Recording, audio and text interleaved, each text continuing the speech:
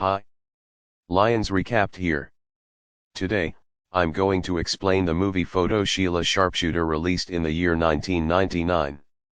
Enjoy movie and please subscribe and hit the bell for amazing content. Katya Afonina is a 20-year-old girl living in a small town in Russia. Her only family is her grandfather Ivan, a decorated World War II veteran. They live a simple and happy life in a small town in Russia. In the Sam neighborhood lives a group of 3 young boys. The youngsters are rowdy and spoiled, often hitting on the neighborhood girls with no fear of consequences.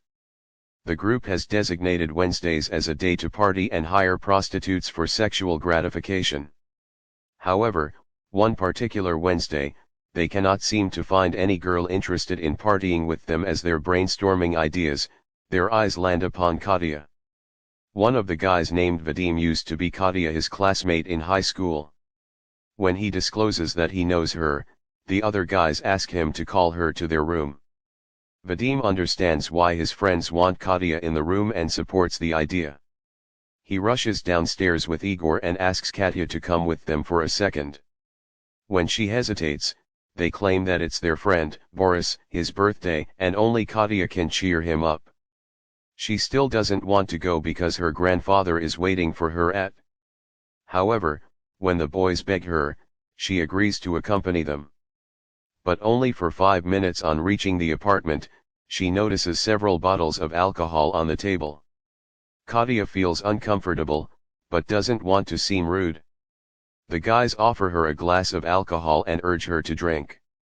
They also mention that Katya was very good at singing in school and make her sing for Igor while she's busy. Boris secretly mixes something in her glass without her. Soon, the guys start getting a little too close. Katya gets up and tries to walk outside, but the drug makes her dizzy. The guys bring her to another room and surround her. Their intentions are finally clear to her, but Katya can do nothing to defend her. The leader of the group seems to be Boris, who pushes her to the bed and tears her clothes. The other guys hold her down and assault her sexually. A few hours later, it gets dark. Katya has given up on trying to resist and is lying limp on the floor. The guys finally let her go and give her some money to keep her mouth shut. Katya is so traumatized that she hardly says that. She simply walks outside, throws the money away and goes back home. After she leaves her former classmate, Vadim is nervous that they'll get in trouble. However, the other two are confident. No one can do anything to them. Mostly because of Adam's father is a higher police official somewhere else. Katya reaches home and falls to the floor, crying. Her grandfather notices the bruises on her thighs and realizes what happened. He glows red in anger and asks her who. After finding out that it was the neighborhood guys, he rushes to their house to teach them a lesson. A fellow neighbor stops him on the way and suggests they call the police. First, sometime later, a group of policemen barge into the apartment and arrest the perverts. The inspector is just as furious as Katya, his grandfather, and wants to punish the guys. Initially, the criminals claim they didn't do anything. The inspector takes them to different rooms and threatens to put them in prison with murderers who will sexually violate them as they did to Katya. Scared, Boris finally admits that they did in fact bring her to the house and sleep with her. Just then his father and police colonel Nikolai arrives at the scene. He meets the inspector and tries to use as authority to bring the criminals to his office to handle the matter on his. However, the inspector claims that the criminals have already confessed to their crime and the police have found a sheet with Katya has blood on it. This means that they're guilty and will have to be taken into custody immediately. When Nikolai still insists for the criminals to be brought to his office, the inspector bluntly asks him to hand him his orders. Just then a junior officer discloses that the criminals conduct a females' day every Wednesday and have misbehaved with many women. Everyone from the neighborhood has confirmed that the boys are a bunch of perverts who need to be imprisoned immediately. Nikolai walks away for the time being, but is determined to free his. The following morning, Ivan wakes up and is worried when he cannot find Katya anywhere. She calls him from the bathroom and claims that she can hardly look at herself in the mirror. Ivan feels awful for his granddaughter, but can do nothing to make her feel better. He wants to call a female doctor from a floor above theirs to check up on Katya. However, she declines, claiming that she doesn't want anyone to know what happened. Ivan reveals that the entire neighborhood knows because of the police search that happened yesterday. Katya is horrified at the thought. Now that everyone knows, she thinks that all her life she'll be known as the girl who was assaulted. Later, the doctor comes to check up on her and finds out that she's physically. She suggests Katya stay home and rest for a few days. Later that day, Ivan finds out that the criminals were let free because of Volume's father's influence. He is furious at everyone, but hasn't given up on trying to bring his granddaughter justice. To go, to meet a police officer, to appeal to the court. However, the man also turns out to be a corrupt officer bribed by Nikolai. He laughs at Katya's story and in turn accuses her of being too friendly with the guy. He believes that she went to their apartment on purpose and had sexual relations with them. So one of them could marry her. Katya has left heartbroken after the incident. She has no strength to fight for justice and wants to forget everything. In contrast, Ivan doesn't want to let the matter slide. The following day, he goes looking for the guys and finds them hanging out in a car. When the guys asked him what he wants, Ivan comments that he's memorizing their faces and walks away. The group thinks that they're invincible, so they don't think much of it. Little do they know they have made the biggest mistakes of their lives. Following the encounter, Ivan goes to his old friend and a judge to ask for his help, but to his disappointment, the judge says he should have raised Katya better, so she wouldn't turn into a prostitute. Ivan curses him and walks away, finally deciding to take matters into his own hands. After that, he visits a realtor and sells his seasonal house for $5,000. He plans to use the money to take revenge. That afternoon when he returns home, Katya tells him that Volume's father Nikolai had come to the house to hand her an envelope of money. A furious Ivan runs to Nikolai's house and throws the envelope in his face. Later, Katya informs Ivan that our aunt has left them the keys to our apartment to take care of her birds. Ivan goes to said apartment and sees that the criminal's apartment is right in front. He wants to take advantage of the place to take revenge. Later, he goes to the market and meets an official weapon seller who tries to sell him pistols and revolvers. When I've asked for a rifle, the man seems nervous and says he refuses to have anything like that. Ivan is about to leave, but another seller approaches him and reveals that he overheard his conversation. He claims to have the stuff that Ivan wants and is willing to sell it for the right price. Ivan is driven to a secret location where the sellers introduce him to several.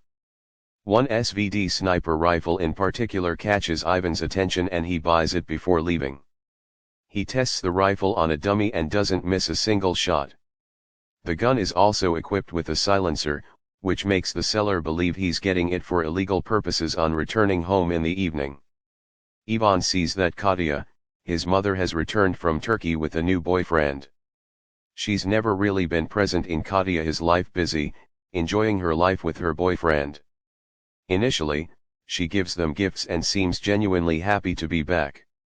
She also urges her daughter to forget what happened and live life happily. But a few hours later, she tells Ivan that she needs some money.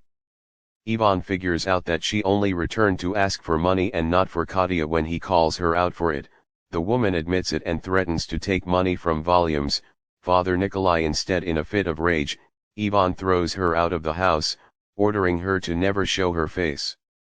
The next morning, he goes to his neighborhood, friends playing chess in a park. When he notices the guys entering their apartment, he secretly goes to Katya, his aunt's place that has the perfect view of their living room. Using the rifle, he shoots Boris right in the crotch, castrating him in an instant. Right after, he hides the gun and returns back to his friends, acting like nothing happened somewhere else. Boris is rushed to the hospital by his friends. Later, Nikola is with Body Mandigore asking them what exactly happened. He thinks that the guys were playing with guns and accidentally had Boris to deny the claims, insisting that they were just talking. Nikolai, asks them to be careful, suspecting that someone is trying to take revenge on all three of them. Meanwhile, the police inspector starts to suspect that Ivan is behind the shooting since he has the perfect reason to seek revenge. The inspector knows that sooner or later Nikolai will come for. A few days later, Ivan again goes to Katya Dan's place.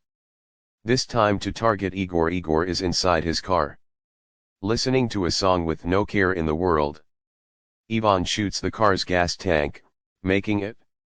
Igor runs outside with his lower body flames. People nearby save him, but the accident causes the entire lower half of his body to get third-degree burns to the point he cannot stand anymore. Now, Nikolai is sure that his son is the next target. He tells Vadim to be careful and barricade the house because the shooter might find him anywhere at any time. The thought scares Vadim and makes him somewhere else.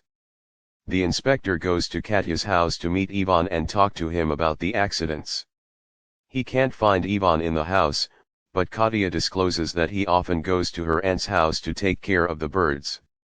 The inspector realizes that said house is right opposite Boris's apartment, where the accidents took place. He secretly pockets the keys to Katya his aunt's apartment to check if his suspicion is. At the same time, Nikolai and his fellow corrupt policemen come to Ivan's house with a search warrant. They're sure that he was behind the accidents and want to check for the rifle. However, on searching the entire house, they find nothing. Just then Katya his aunt knocks on the door, asking for her keys. The policemen decide to check her apartment as well. Ivan is nervous because he has hidden the rifle in her place, but to his surprise, the police searched every corner and still cannot.